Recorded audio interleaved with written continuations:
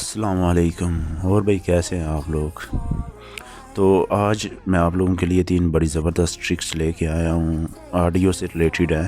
तो चलें आज की वीडियो स्टार्ट करते हैं। काइनमास्टर ओपन कर लें। काइनमास्टर ओपन करने के बाद यहाँ से मैं कुछ वीडियो सेलेक्ट करता हूँ। वीडियो सेलेक्ट करने के बाद मैं एक ऑडियो सेलेक्ट करूँगा। यहाँ पे हम चलते हैं ऑडियो पे, ऑडियो सेलेक्ट कर लेते हैं। दोस्तों बाज़ का ऐसा होता है कि हम एक ऑडियो सेलेक्ट करते हैं और लेकिन उसकी लेंथ कम होती है और हमें वो ऑडियो बार बार सेलेक्ट करना पड़ती है। तो इस तरह मैं आप लोगों को इस वीडियो में बताऊंगा कि आपको बार बार वो ऑडियो सेलेक्ट नहीं करना पड़ेगी, बल्कि एक ही ऑडियो को सिलेक्ट किया एक बार करके आप उसको कैसे अपनी वीडियो में मैनेज कर सकते हैं। दोस्तों जैसे ही आप ऑडियो पे क्लिक करते हैं तो यहाँ भी आपको एक्स्ट्रा ऑप्शन नज़र आते हैं डकिंग और लूप का।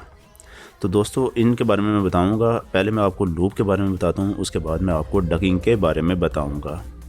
जैसे हम लूप पे को ऑन करते हैं तो इस तरह हम ये देखें, मैं ऑडियो को पकड़ के उसकी लेंथ से लंबा कर रहा हूँ और उससे छोटा भी कर सकता हूँ।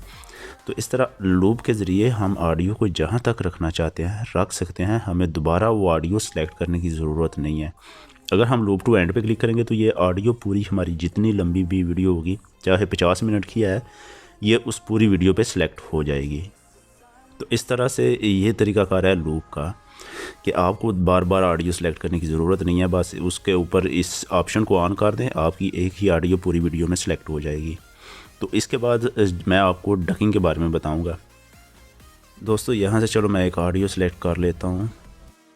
असल में डकिंग का जो ऑप्शन है ये होता है जो आप अपनी किसी वीडियो में आप ख़ुद बोल रहे होते हैं और वहाँ पे आपको कोई ऑडियो लगाते हैं तो आपको बार बार ऑडियो को ट्रिम करके कम या ज़्यादा करना पड़ता है। जैसे ये मैंने ऑडियो ली है और मेरा जो ख़ुद की वॉइस रिकॉर्ड है वो ये जो सेंटर वाला क्लिप है इसमें है, लेकिन क्या करते हैं हम लोग यहाँ से इसको ट्रिम करते हैं और फिर इधर से ट्रिम करके और इसका वॉल्यूम हम कम करते हैं। तो हमें ये वॉल्यूम कम करने के लिए इसको ट्रिम करने की ज़रूरत नहीं है, बार बार सेलेक्ट करने की ज़रूरत नहीं है। पे डकिंग का ऑप्शन ऑन कर दें। उसके बाद आप अपना वॉइस क्लिप सेलेक्ट करें जिसमें आपकी वॉइस है। तो मेरी ये सेंटर वाले में है, मैं इसको क्लिक करता हूँ और वॉल्यूम पे जाऊँगा। वॉल्यूम पे जाते ही ये देखें ये साथ डकिंग का ऑप्शन शो हो रहा है जिस पे अभी मैंने क्लिक किया है। तो इससे हम इसकी यहाँ पे वॉल्यूम कम कर देंगे तो इस क्लिप के ऊपर इसका वॉल्यूम डकिंग का कम हो जाएगा। तो इसको प्ले करके देखते हैं।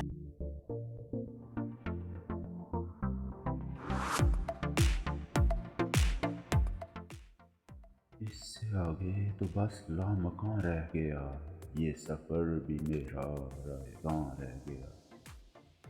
हो गए अपने जिस्म से भी बेनियाज और फिर भी कोई दरमियाँ रह गया।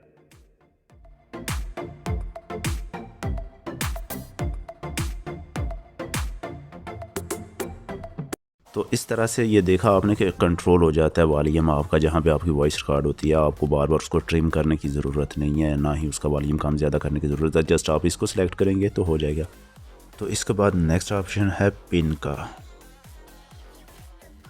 तो दोस्तों इस तरह लेफ़्ट कॉर्नर पे अगर नीचे देखें तो हमारे पास ऑप्शन है पिन का। तो पिन ऑप्शन ऐसा है कि आप अगर किसी लेयर को किसी टाइमिंग पे फिट करते हैं तो वो उस टाइमिंग से आगे पीछे नहीं होती। मिसाल के तौर पर मैं अगर एक लेयर को यहाँ से लेता हूँ और उसको किसी टाइमिंग पे फिट करके उसके ऊपर पिन कर देता हूँ उसको उस टाइम पे, तो वो जो ऑडियो है वो उसी टाइमिंग पे पिन रहेगी। वो उससे ना आगे होगी ना पीछे होगी। आप बेशक मेन लेयर जितनी मर्ज़ी ऐड कर लें लेकिन वो उसी टाइमिंग पे रहेगी। फॉर एग्ज़ाम्पल मैंने इसको 3.7 सेकंड पे पिन कर दिया है।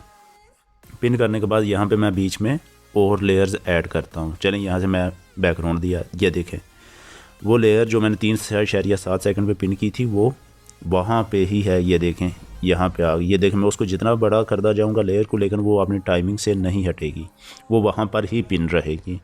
बाज़ का कुछ दोस्त देखते हैं जी ये तो आगे पीछे चलेगी, वो लेयर के ऊपर पिन नहीं होती, वो टाइमिंग के ऊपर पिन होती है। और ये ऑप्शन था पिन का। तो इस तरह से हम किसी भी लेयर को अगर किसी टाइम पे पिन करना है तो कर सकते हैं। और नीचे ये देखें एक और ऑप्शन है यहाँ पे राइट साइड पे इन्फॉर्मेशन का। हमारे पास बहुत सी लेयर्स होती हैं और हमें समझ नहीं आती कि कौन सी लेयर हमने सेलेक्ट करनी है, सब एक जैसी नज़र आ रही होती हैं। तो यहाँ से हम उनको नाम दे सकते हैं इन्फॉर्मेशन से। उस पर क्लिक करें, यहाँ पे मैंने इसको ऑडियो 1 दिया, इसको मैं अब दूसरी लेयर को ऑडियो 2 का नाम दे दूँगा। तो दोस्तों इस तरह आप अपनी लेयर्स को मुख्तलिफ नाम दे सकते हैं। इस तरह आप लोगों को लिए वो लेयर्स को सिलेक्ट करना आसान हो जाता है।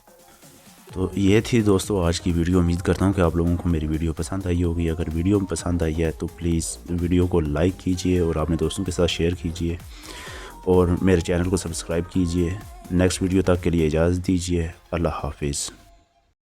Sorry, it's DJ.